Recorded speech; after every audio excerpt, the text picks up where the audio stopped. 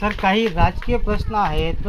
सध्या गडचिरोली जिल्ह्यात 3 विधानसभा क्षेत्र येतात आणि महायुती आहे. तर महायुतीकडे कशा प्रकारे तिकिटाची वाटप होणार? म्हणजे आरमोरी आहे, गडचिरोली आहे, ऐरी आहे. हे महायुतीचे आम्ही तीनही आज आमदार आहोत. भारतीय जनता पार्टीचे 2 आरमोरी विधानसभा आणि गडचिरोली विधानसभा आणि आता आमचे मंत्री महोदय माननीय धर्मराव बाबा हे राष्ट्रवादीच्या कोट्यात असा या महायुतीचे तीनही आमदार आहेत. येणाऱ्या कालखंडामध्ये सुद्धा महायुतीचे तीनही आमदार या ठिकाणी निवडून येते.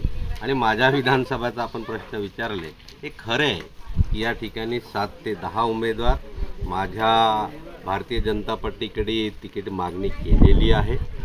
प्रत्येकाला मागण्याचा अधिकार आहे. ज्यांना उमेदवारी भेटेल त्याच्यासाठी आम्ही काम करू. ओएसिस फर्टिलिटीच्या तज्ज्ञांनी IVF उपचार पद्धतीद्वारे 1 लाखांहून अधिक जोडप्यांना मातृत्व प्राप्तीचा आनंद दिला आहे. मोफत अपॉइंटमेंट बुक करण्यासाठी आजच संपर्क साधा. आणि मला तिकीट मिळाली तर पार्टीने ठरवलं की आमदार डॉक्टर होळीने तिसऱ्यांदा संधी द्यावा. तर असं वाटलं की पुन्हा माझ्याकडे जे काही थोडं बहुत कामं राहिलेले आहेत विकासाच्या, जसं मार्कंडेश्वर मंदिर असेल, मेडिकल कॉलेजचा असेल, जिल्ह्याच्या आपला भेंडाळामधले राजीव गांधी उपसा सिंचन असेल, आपला वसापूरला उपसा सिंचन, हे येणाऱ्या भारतीय जनता पार्टीने मला पुन्हा तिसऱ्यांदा तिकीट दिली तर हे बाकी उर्वरित कामं 100% होतील. आणि येणारा गडचिरोली जिल्हा पुढच्या 5 वर्षामध्ये या ठिकाणी मोठे मोठे इंडस्ट्रीज या ठिकाणी येऊ घातलेले आहेत. त्या विधानसभाचा आमदार म्हणून गडचिरोलीचा उद्योगविरहित जिल्हा होता.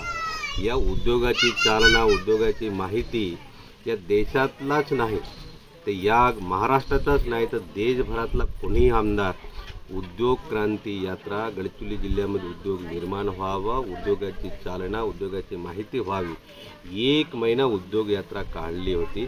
त्याचाच भाग म्हणून कोणसरी सुरजागडमध्ये उद्योग सुरू झाले आहेत. येणाऱ्या पुढच्या पंचवार्षिकमध्ये चामोर्शी तालुका असेल, अहेरी तालुका असेल, या ठिकाणी मोठे मोठे उद्योजक येतील.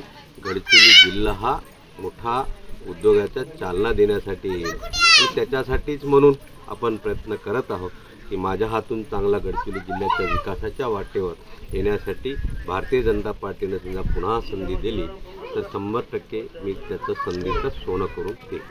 सर, वैद्यकीय पदवी सोडून अनेक डॉक्टर जे आहेत ते राजकारणात येत आहेत आणि गडचिरोली जिल्ह्यात जवळपास 10 नाव चर्चेत आहे.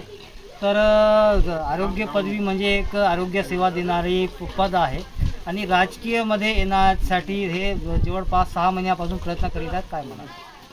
प्रत्येकाला तिकीट मागण्याचा अधिकार आहे. त्यांना वाटलं की डॉक्टर होळीसुद्धा आमदार होऊ शकते, कारण मी सुद्धा 17 वर्ष मेडिकल ऑफिसर होतो.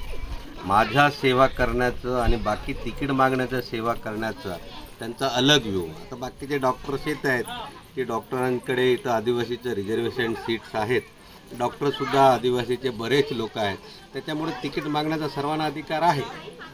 आणि सर, सध्या भाजप पक्षातच काही नेते जे आहेत ते तुमची तिकीट कापण्यासंदर्भात अधूनमधून चर्चा करीत आहेत, अशी एक माहिती समोर आली. काय म्हणाल? नाही, असा काही नाही आहे. प्रत्येकाला तिकीट मागण्याचा अधिकार आहे. पण माझ्या विरोधात थोडंसं काही लोक आहे की डॉक्टर होळीला अशा पद्धतीनं करायचं, परंतु असं काही होत नाही. भारतीय जनता पार्टीमध्ये जो काम करते, पार्टीचं, देशाचं, राष्ट्राच्या विकासाच्या कामानिमित्त काम करते, त्याच लोकांना मलासुद्धा माहिती आहे. गेल्या 10 वर्ष मला भारतीय जनता पार्टीनं तिकीट दिली. त्याच्या अगोदर मी 99, 2004, 2009 मध्ये काँग्रेसचे तिकीट मागितलेले होते. काँग्रेस लोकांनी मला तिकीट दिलं नाही. कारण काय की डॉक्टर होळी हा हुशार माणूस आहे आणि काँग्रेसमध्ये हुशार लोकांना थारा नाही. पण भारतीय जनता पार्टीचा मी आभार व्यक्त करतो की मला 2 टर्म MLA बनवला आणि येणाऱ्या कालखंडामध्ये सुद्धा भारतीय जनता पार्टी ठरवेल जो माणूस काम करते, सक्षम करते, समाजसेवा करते, गावागावा मेहनत करते, विकासाच्या प्रवाहामध्ये जो या देशाचे पंतप्रधान नरेंद्र मोदी साहेबांचं स्वप्न पूर्ण करण्यासाठी जो आमदार चांगला काम करते, त्या आमदाराच्या पाठीशी पार्टी 100% राहील आणि पार्टी ठरवेल की कोणाला तिकीट द्यायचं.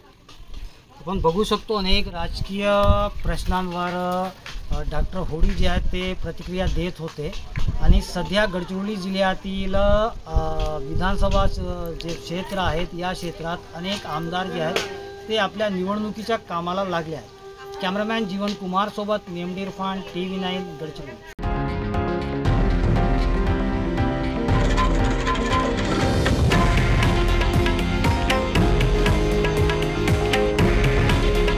हे आहे देशातील नंबर 1 न्यूज नेटवर्क आणि आपण पाहत आहात TV9 मराठी. काळजी तुमची, हित महाराष्ट्राचं.